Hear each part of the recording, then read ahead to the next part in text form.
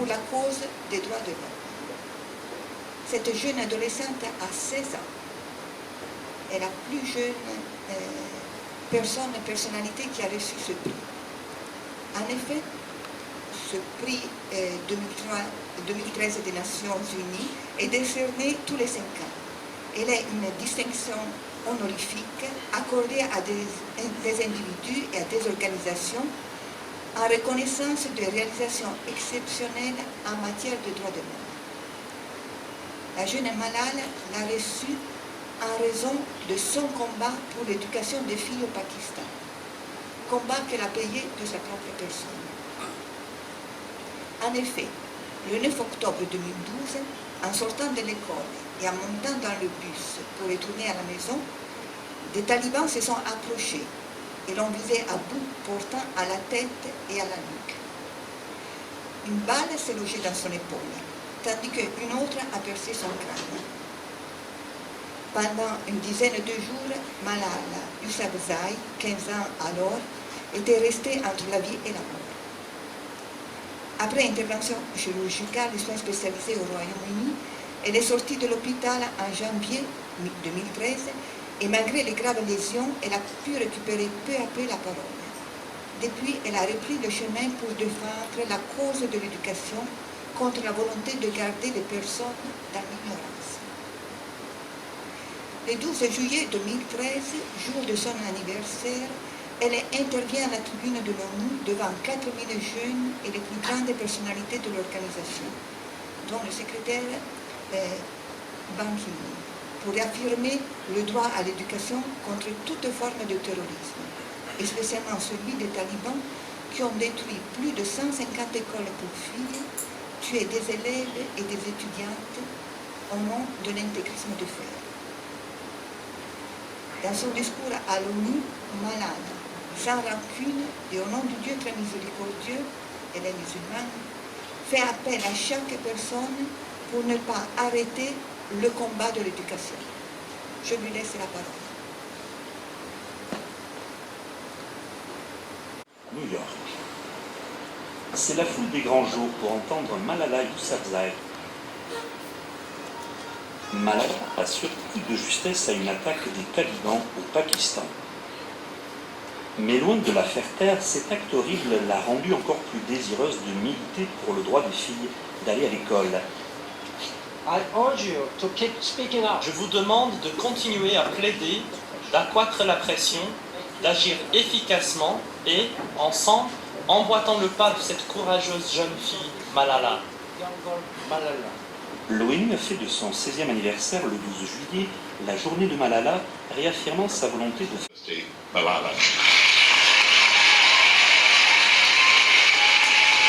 Malala Day is not my day. La journée de Malala ne m'appartient pas. C'est celle de toutes les femmes, de tous les garçons et filles qui ont pris la parole pour défendre leurs droits. Who have raised their voice for their rights. Selon l'UNICEF, quelques 57 millions d'enfants en âge d'aller à l'école primaire dans le monde n'y vont pas et plus de la moitié d'entre eux sont des filles. La pauvreté, les catastrophes naturelles, la pratique des mariages précoces et les extrémismes culturels font que beaucoup de filles dans le monde se heurtent à de gros obstacles pour avoir une éducation. Let us pick up our books and our pens. Prenons nos livres et nos stylos. Ce sont nos meilleures armes. Un enfant, un enseignant, un livre, un stylo. Voilà ce qui peut changer le monde. And one pen can change the world.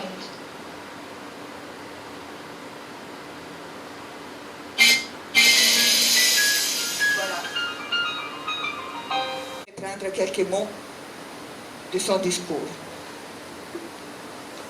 Elle dit à l'Assemblée de l'ONU: chers frères et sœurs, nous voulons des écoles et de l'éducation pour offrir un avenir lumineux à chaque enfant. Nous allons continuer notre voyage vers notre objectif de paix et d'éducation pour tous. Personne ne peut nous arrêter. Nous allons parler de nos droits et nous allons changer les choses par nos paroles. Nous devons croire à la puissance et la force de nos mots. Nos mots peuvent changer le monde. Parce que nous sommes tous ensemble unis pour la cause de l'éducation. Et si nous voulons atteindre notre objectif, alors nous nous laisserons renforcer par cette arme qu'est le savoir. Et nous laisserons protéger par l'unité et la solidarité. Chers frères et sœurs, nous ne devons pas oublier que des millions de personnes souffrent de la pauvreté, de l'injustice et de l'ignorance. Nous ne devons pas oublier que des millions d'enfants ne vont pas à l'école. Nous ne devons pas oublier que nos frères et sœurs sont en attente d'un avenir pacifique et lumineux. Alors, laissez-nous mener une lutte globale contre l'analphabétisme, la pauvreté, le terrorisme. Et nous prendrons en main nos livres et nos stylos. Ce sont nos armes les plus puissantes. Je reprends, un enfant, un enseignant, un stylo et un livre peuvent changer le monde. L'éducation est la seule solution. Cela pour encourager messieurs. Le témoignage de Malala nous fait réfléchir sur la valeur de l'éducation. Valeur que, nous constatons, dépasse toute latitude et toute longitude, qui n'est pas liée à une époque, à une tradition, à une religion, parce qu'elle touche au droit propre de la personne de pouvoir s'épanouir et se réaliser dans sa spécificité. L'éducation, en effet, est un des signes distinctifs entre les hommes et les animaux. Le document conciliaire Gravissimum Educationis, soulignant dans son préambule l'extrême importance de l'éducation, c'est là que le mot signifie Gravissimum Educationis, soulignant l'extrême importance de l'éducation dans la vie de l'homme et son influence toujours croissante sur le développement de la société, affirme avec force le droit à l'éducation. Tous les hommes de n'importe quelle race, âge ou condition possèdent, en tant qu'ils jouissent de la dignité de personne, un droit inaliénable à une éducation qui réponde à leur vocation propre, soit conforme à leur tempérament, à la différence des sexes, à la culture et aux traditions nationales, et en même temps ouverte aux échanges fraternels avec les autres peuples pour favoriser l'unité véritable et la paix dans le monde. Le but que poursuit la véritable éducation est de former la personne humaine dans la perspective de sa fin la plus haute et du bien du groupe dont l'homme est membre et au service desquels s'exercera son activité d'adulte. Dommage gaspiller un autre idéal de l'éducation. Tout ce que l'Église réalise au niveau éducatif n'est pas seulement à lire donc comme une suppléance au manque de structures sociales et étatiques, mais comme une mission. L'Église réalise structures et activités, engage des personnes et des ressources pour reconnaître et affirmer ce droit fondamental, parce que cela fait partie de sa mission et de ce qu'elle est, Mater et Magistra. Le document Gravissimo Educationis se redit pour s'acquitter de la mission que lui a confiée le Seigneur qui l'a fondée, d'annoncer à tous les hommes le mystère du salut et de tout édifier dans le Christ, notre Sainte Mère l'Église doit prendre soin de la totalité de la vie de l'homme, y compris de ses préoccupations terrestres, dans la mesure où elles sont liées à sa vocation surnaturelle. L'Église donc a un rôle à jouer dans le progrès et le développement de l'éducation. La visée de l'éducation chrétienne est donc une éducation intégrale de la personne, où savoir et valeurs humaines, notions et discernement du bien s'articulent. Le pape émérite Benoît XVI, dans une lettre adressée à la ville et au diocèse de Rome sur la tâche urgente de l'éducation, a parlé d'émergence éducative. Nous vivons dans une époque d'émergence. L'émergence, c'est comme ça qu'on a eu au tremblement de terre.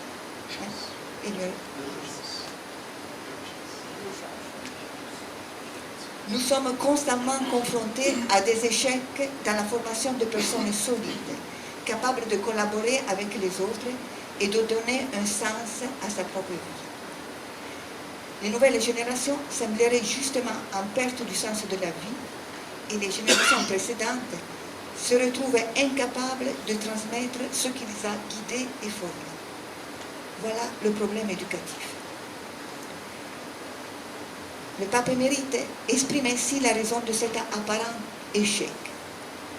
Si pour la technique, l'économie et beaucoup d'autres sciences, les progrès d'aujourd'hui peuvent s'ajouter à ceux du passé, dans le champ de la formation et de la croissance morale, il n'y a pas cette possibilité d'accumulation, parce que la liberté de l'homme est toujours nouvelle.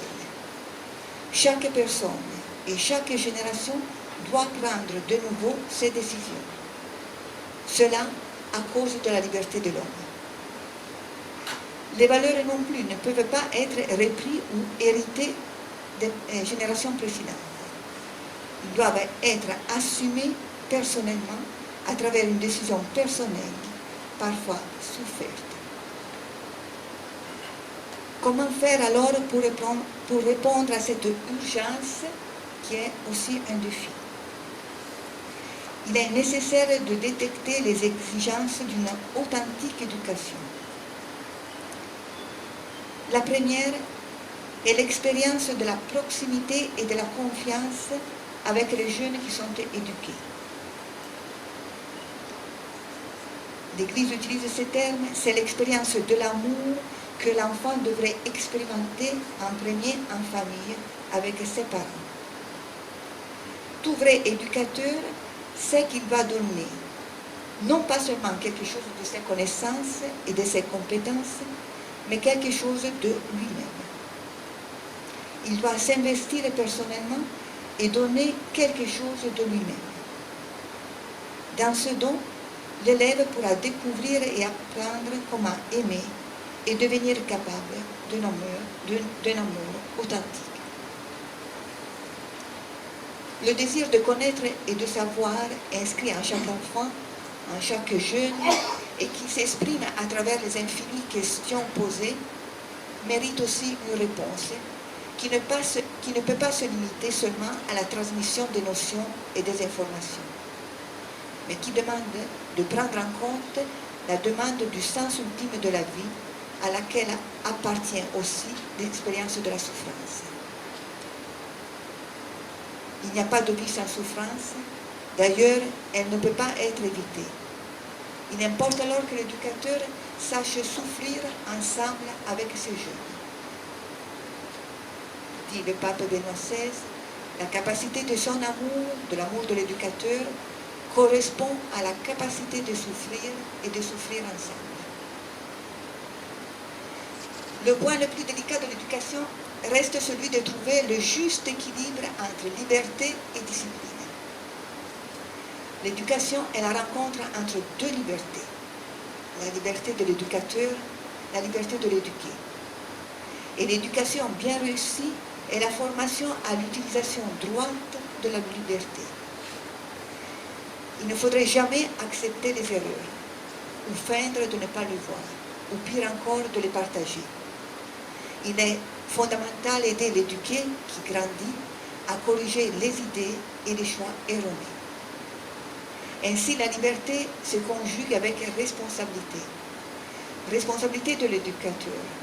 Mais au fur et à mesure que l'enfant grandit, c'est la responsabilité de l'éduqué.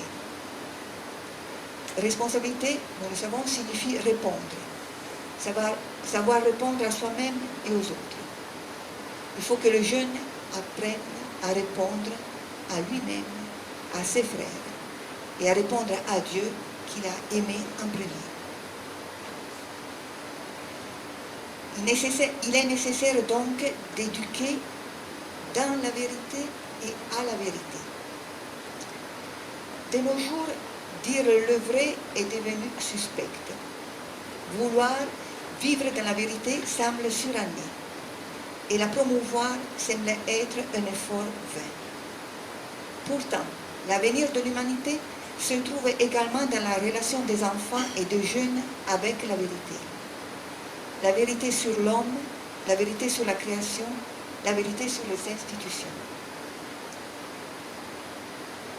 Le compendium de la doctrine sociale de l'Église affirme que pour le travail éducatif de promotion de la culture, il faut prendre en compte la question de la vérité. L'homme est un être doté d'intelligence, de volonté, de conscience. Il ne faut donc pas opter pour des visions réductrices de l'homme et de la vie, mais rechercher et approfondir une anthropologie correcte qui sauvegarde l'intégralité de sa personnalité. Éducation se conjugue avec anthropologie. Notre époque, dit le compendium, requiert une intense activité éducative et un engagement de la part de tous, afin que la recherche de la vérité, qui ne se réduit pas à l'ensemble ou à une seule des diverses opinions, soit promue dans chaque milieu et prévale sur toute tentative d'en relativiser les exigences ou de lui porter atteinte. Cela signifie que la recherche de la vérité découle de la nature même des hommes. Il est donc fondamental de travailler à établir les conditions pour que chaque homme puisse joindre la connaissance de la vérité, du point de vue cognitif et moral. Il en vaut de la dignité de la personne humaine. Il ne faut donc pas cesser de rechercher, d'approfondir les secrets de la nature et de l'homme pour en atteindre la connaissance la plus appropriée. Il ne faut pas cesser de rechercher les moyens les plus adaptés à la transmission des acquisitions. La transmission des acquisitions est la tâche qui revient de manière plus spécifique à l'école. Gravis Educationis lui attribue une importance particulière. Entre tous les moyens de l'éducation, l'école revêt une importance particulière. Elle est spécialement, en vertu de sa mission, le lieu de développement assidu des facultés intellectuelles. En même temps, elle exerce le jugement. Elle introduit au patrimoine culturel hérité des générations passées. Elle promeut le sens de valeur. Elle prépare la vie professionnelle. Elle fait naître entre les élèves de caractères et d'origines sociales différents un esprit de camaraderie qui forme à la compréhension mutuelle. De plus, elle constitue comme un centre où se rencontrent pour partager les responsabilités de son fonctionnement et de son progrès, famille, maîtres, groupements de tout genre créés pour le développement de la vie culturelle, civique et religieuse, la société civile et enfin toute la communauté humaine. L'école est un lieu de rencontre des différents acteurs de la société qui apprennent à vivre ensemble. Elle est un lieu de collaboration et tout spécialement de communion. Les anciens, à partir de l'école pythagoricienne, l'avaient déjà compris et avaient élaboré des programmes d'éducation, paideia, visant l'individu, citoyen et l'État. Il suffit de citer Platon et son projet éducatif dans la République. Le compendium présente comme première direction de l'engagement des laïcs au niveau de la culture celle de garantir à chacun le droit à une culture humaine et civile. Nous lisons. Ce droit implique celui des familles et des personnes à une école libre et ouverte. La liberté d'accès aux moyens de communication sociale pour laquelle toute forme de monopole et de contrôle idéologique doit être évitée. La liberté de recherche, de divulgation de la pensée, de débat et de confrontation. Le passage se conclut ainsi. À la racine de la pauvreté de nombreux peuples se trouvent aussi diverses formes de privation culturelle et de non-reconnaissance des droits culturels. La fonction de l'école est donc fondamentale aussi pour sortir de la pauvreté. C'est en ce sens que, faisant appel au principe de subsidiarité, l'Église demande la possibilité d'ouvrir des écoles catholiques pour permettre aux jeunes adolescents de grandir dans le développement de leur propre personnalité selon la dimension de créature nouvelle reçue au moment du baptême. Elle permet que la connaissance du monde, de la vie et de l'homme soit illuminée par la foi. Ainsi, Gravissimus Educationis demande non le pluralisme des institutions. L'Église entoure d'un soin très vigilant non seulement l'école primaire, mais aussi les écoles supérieures, les facultés et les universités. Au numéro 10 de ce même document conciliaire, nous lisons « L'Église vise par une organisation rationnelle à qu'on travaille dans chaque discipline selon les principes et la méthode particulière à celle-ci, et avec la liberté propre à la recherche scientifique, de manière à en acquérir progressivement une plus profonde maîtrise. Les problèmes nouveaux et les recherches suscités par le progrès du monde moderne seront étudiés très soigneusement. On saisira plus profondément comment la foi et la raison s'unissent pour atteindre l'unique vérité. Ce faisant, on ne fera que suivre la voie ouverte par les docteurs de l'Église, et spécialement par saint Thomas. Le souci de l'éducation chrétienne est donc de proposer un chemin de maturité humaine, où l'intelligence et le cœur puissent grandir ensemble de manière à rejoindre une unité de vie. Dans le projet éducatif de l'école catholique, on ne fait donc pas de séparation entre le temps d'apprentissage et le temps d'éducation, entre le temps de la connaissance et le temps de la sagesse. Les diverses disciplines ne présentent pas seulement des connaissances à acquérir, mais des valeurs à assimiler et des vérités à découvrir. Dans la perspective d'un tel projet éducatif chrétien, toutes les disciplines doivent collaborer, de leur savoir spécifique et propre à la construction de personnalités en possession de leur maturité. Si l'école est fondamentale, les acteurs principaux de l'éducation sont, selon l'Église, les parents, qui sont les premiers et principaux éducateurs de leurs enfants. Leur tâche est de favoriser l'éducation intégrale, personnelle et sociale de leurs enfants. La famille est donc la première école des vertus sociales dont aucune société ne peut se passer. C'est un droit qui doit être reconnu par les institutions publiques qui doivent s'engager à fournir leur assistance aux parents. Une éducation appropriée pourra se réaliser seulement en cultivant la collaboration, le dialogue avec les parents. C'est le souhait de l'Église qui considère indispensable élaborer un projet éducatif de manière cohérente. L'école catholique devra travailler en communion avec les parents. Il sera nécessaire de créer les conditions d'une telle participation, les favoriser pour que les parents n'abdiquent pas dans leur tâche éducative. Cette abdication peut être un des motifs de cette crise éducative d'aujourd'hui.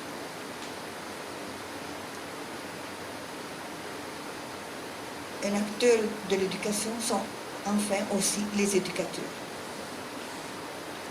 Le document conciliaire, à plusieurs passages, invite à vivre le travail éducatif comme une vraie, authentique tâche vocationnelle.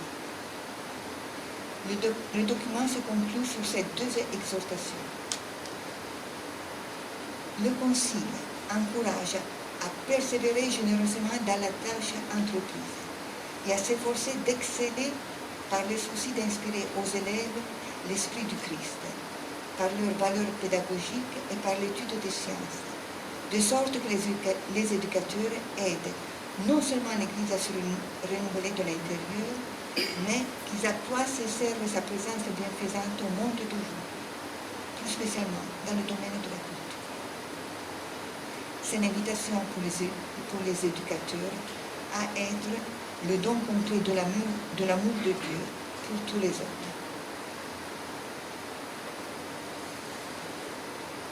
Un dernier élément. Le souci de l'instruction, c'est l'amour.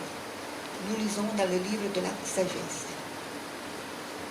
L'école pour tous, avec une particulière attention portée à plus petits, a été un travail de l'Église depuis son commencement. l'histoire a vu surgir la plus grande partie des institutions catholiques d'éducation et d'enseignement comme une réponse aux nécessités des catégories moins favorisées du point de vue social et économique. Ce n'est pas une nouveauté d'affirmer que les écoles catholiques tirent leur origine d'une profonde charité éducative avec des enfants et des adolescents abandonnés à eux-mêmes.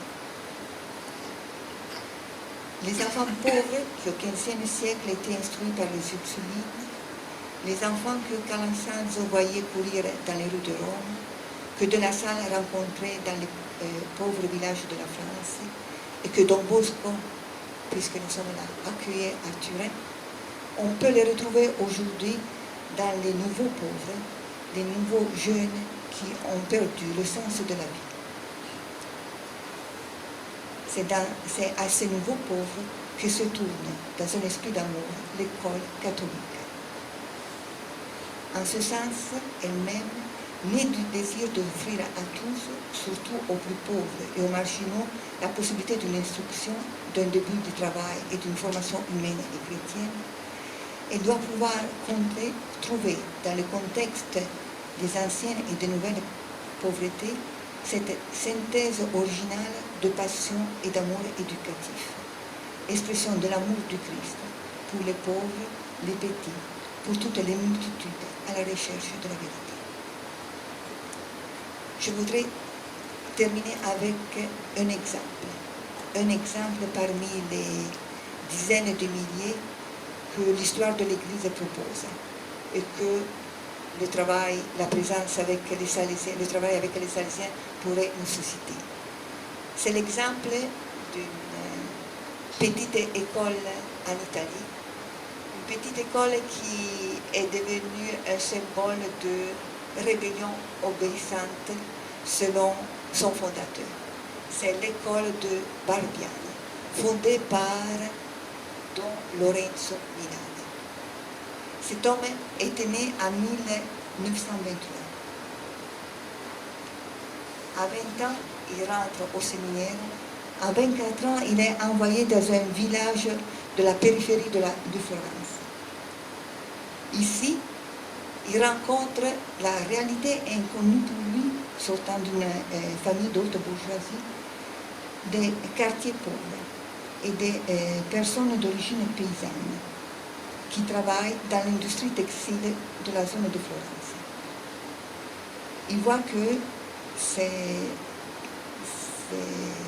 ouvriers, ils s'appliquent à l'étude, ils vont à l'école, mais ils n'apprennent rien.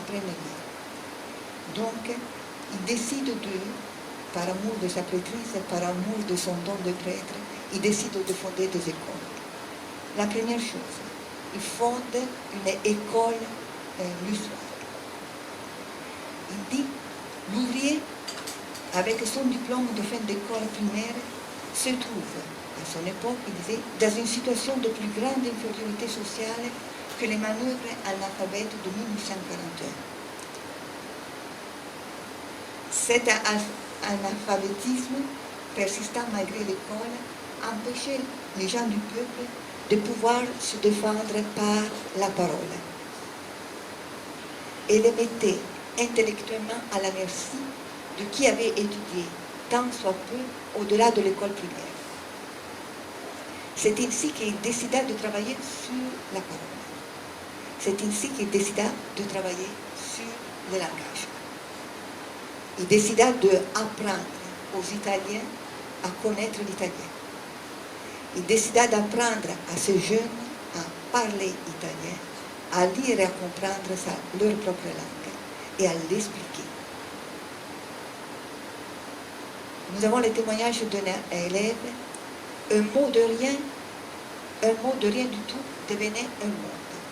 Il nous disait, Don Lorenzo, il nous disait d'où il venait, comment on peut l'utiliser dans 1000 phrases différentes, où l'on se sert de toutes les nuances de son sens, comment on le retrouve dans d'autres langues, comment on fait des mots composés, quels en sont les dérivés. Et minuit ainsi arrivé. Des plumes sèches et les cahiers immaculés. Don Lorenzo fait ainsi comprendre à ces jeunes paroissiennes l'importance et la puissance de la parole pour apprendre à défendre leur propre dignité. La lecture en commun du journal, au cours de laquelle Don Lorenzo invitait à un regard critique pour ne pas s'en laisser avoir, contribuer elle aussi à cette formation. Le vendredi, il invitait une personne extérieure à la paroisse. Ces invités exerçaient toutes sortes de professions et ces conférences avaient pour but de donner sécurité et liberté de parole aux ouvriers et aux paysans. Au fil des années, la maison du vicaire devint une école où l'on apprit à vaincre l'ignorance, Malal aujourd'hui a dit la même chose, le conformisme, la résignation. Une manière de faire qui enthousiasmait les jeunes au point que nombre d'entre eux préféraient l'école du vicaire à la maison du peuple. C'était l'époque fasciste. En apprenant à maîtriser leurs paroles, ces jeunes apprenaient à maîtriser leurs pensées, à analyser leurs conditions de vie, en découvrant des causes, à savoir parler à ceux qui les exploitaient au travail. Des jeunes, ouvriers et paysans, devenaient ainsi des adultes capables d'analyse politique et sociale, capables de prendre position et de défendre leurs convictions. Il avait affiché sur une porte, à l'intérieur de sa maison, le mot anglais « I care ». Cela m'intéresse. Il disait, la seule chose que je dois transmettre, c'est cela. Sortir, puisque c'était encore l'époque fasciste, sortir de l'idée de m'en ficher. I care, je m'intéresse. C'est le souci fondamental qui va porter à la compréhension et à la connaissance. Il faut retirer le mot s'en ficher, il faut retirer le mot se désintéresser, il faut introduire le mot cela m'intéresse. Vous voyez comment du Pakistan à Haïti, de Haïti en Italie, de 21e siècle au 20e siècle à Don Bosco, le problème de l'éducation est lié vraiment à la personne humaine et à la capacité de se réaliser. Don Lorenzo n'enseignait pas à aimer les idéologies, il a enseigné à aimer l'homme. C'est ainsi que, pour pouvoir faire cela, il ne mesurait pas le temps. Il travaillait 10 heures par jour, 365 jours sur 365, même le dimanche, même à Noël, même à Pâques.